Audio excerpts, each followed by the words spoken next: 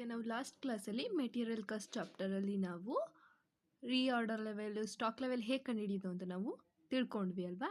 ಈಗ ನಾವು ಇದೇ ಚಾಪ್ಟರಲ್ಲಿ 5 marks very important question 5 marks ಬಂದೇ ಬರುತ್ತೆ. 5 ಅಥವಾ 10 ಮಾರ್ಕ್ಸ್ಗೆ 5 ಮಾರ್ಕ್ಸ್ಗಂತೂ ಕನ್ಫರ್ಮ್ ಇದು ಲೆಕ್ಕ. ಅದೇ EOQ ಎಕನಾಮಿಕ್ ಆರ್ಡರ್ ಕ್ವಾಂಟಿಟಿ ಅನ್ನೋದು ಇದು ಹೇಗೆ ಮಾಡೋದು ಅಂತ ನಾವು ತಿಳ್ಕೊಳ್ಳೋಣ.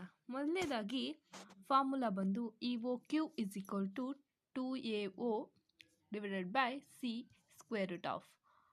ಇನ್ನೊಂದ್ಸಲ ಹೇಳ್ತೀನಿ ನೋಡಿ, EOQ is equal to square root of 2AO divided by C ಮಾಡಬೇಕು. ಇದು ಫಾರ್ಮುಲಾ. EOQ ಅಂದರೆ ಏನು ಮೊದಲನೇದಾಗಿ ತಿಳ್ಕೊಳ್ಳೋಣ. ಎಕನಾಮಿಕ್ ಆರ್ಡರ್ ಕ್ವಾಂಟಿಟಿ ಅಂತ EOQ ಅಂತ ಹೇಳಿದ್ರೆ.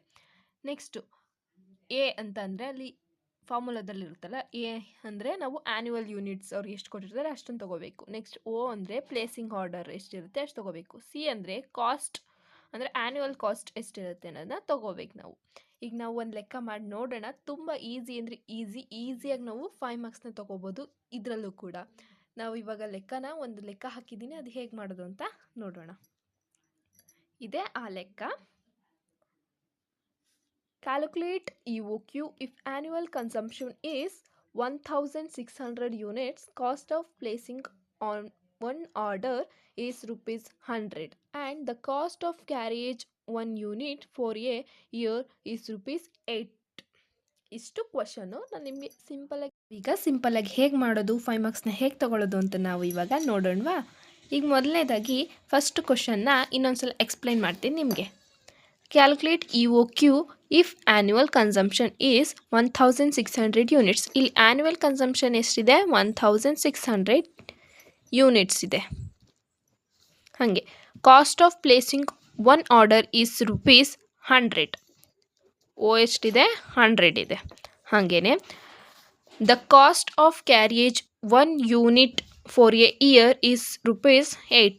ಅಂದರೆ C ಅಂದರೆ ಕಾಸ್ಟ್ ಆಫ್ ಆ್ಯನ್ಯುವಲ್ ಕಾಸ್ಟ್ ಎಷ್ಟಿದೆ ಅಂದರೆ 8. ಈಗ ಫಾರ್ಮುಲಾ ಹಾಕಿ ನಾವು ಡಿಸ್ಟ್ರಿಬ್ಯೂಟ್ ಮಾಡಿದ್ರೆ ನಮಗೆ 5 ಮಾರ್ಕ್ಸ್ ಬರುತ್ತೆ.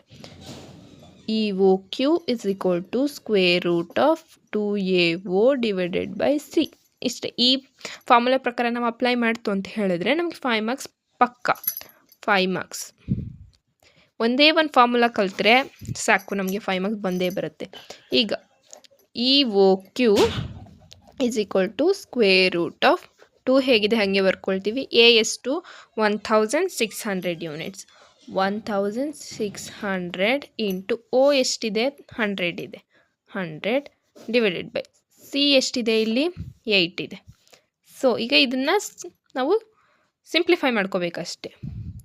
ಸ್ಕ್ವೇರ್ ರೂಟ್ ಆಫ್ ಇದು 8 ಹಂಗೆ ಬರ್ಕೊಳ್ಳಿ. ಈಗ ನಾವು ಇದನ್ನ ಸಿಂಪ್ಲಿಫೈ ಮಾಡೋಣ.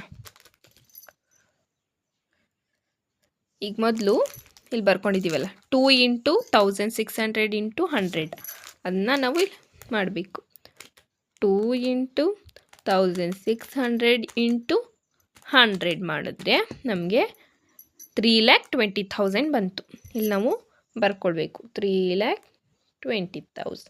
ಈಗ ಇದನ್ನ ಸಿಂಪ್ಲಿಫೈ ಮಾಡ್ಕೊಂಡು ಹೋಗ್ತಾ ಇರಬೇಕಷ್ಟೆ. ಈಗ 3,20,000 ಇದೆಯಲ್ವ, ಅದನ್ನು ಡಿವೈಡೆಡ್ ಬೈ 8 ಮಾಡಬೇಕು. ಇಲ್ಲಿದೆಯಲ್ಲ ಅದು ಅಷ್ಟು ಮಾಡಿದ್ರೆ ನಮಗೆ 40,000 ಬರುತ್ತೆ. Square root of 40,000. ನಾವು ಸ್ಕ್ವೇರ್ ರೂಟ್ನ ಕ್ಯಾನ್ಸಲ್ ಮಾಡಬೇಕಲ್ಲ EOQಗೆ. ಸೊ 40,000ಗೆ ಇಲ್ಲಿ ನೋಡಿ ಕ್ಯಾಲ್ಸಿಲಿ ಇದೆಯಲ್ಲ ಸ್ಕ್ವೇರ್ ರೂಟ್, ಇದನ್ನ ಪ್ರೆಸ್ ಮಾಡಿದ್ರೆ ನಮಗೆ 200 ಬರುತ್ತೆ. ಸೊ EOQ ಅಂದರೆ ಎಕನಾಮಿಕ್ ಆರ್ಡರ್ ಕ್ವಾಂಟಿಟಿ ಎಷ್ಟು ಅಂತಂದರೆ 200 ಯೂನಿಟ್ಸ್. ಇಷ್ಟೇ. ಇಷ್ಟು ಮಾಡಿದ್ರೆ 5 ಮಾರ್ಕ್ಸ್ ಪಕ್ಕ. ಇಷ್ಟೇ ಸಿಂಪಲ್. ಇದು ವೆರಿ ಸಿಂಪಲ್. ಈ ಚಾಪ್ಟ್ರಲ್ಲೇ ಇದು ಸಿಂಪಲ್. 5 ಮಾರ್ಕ್ಸ್ ನಾವು ಆರಾಮಾಗಿ ತಗೋಬೋದು. Thank you for watching. Subscribe my channel.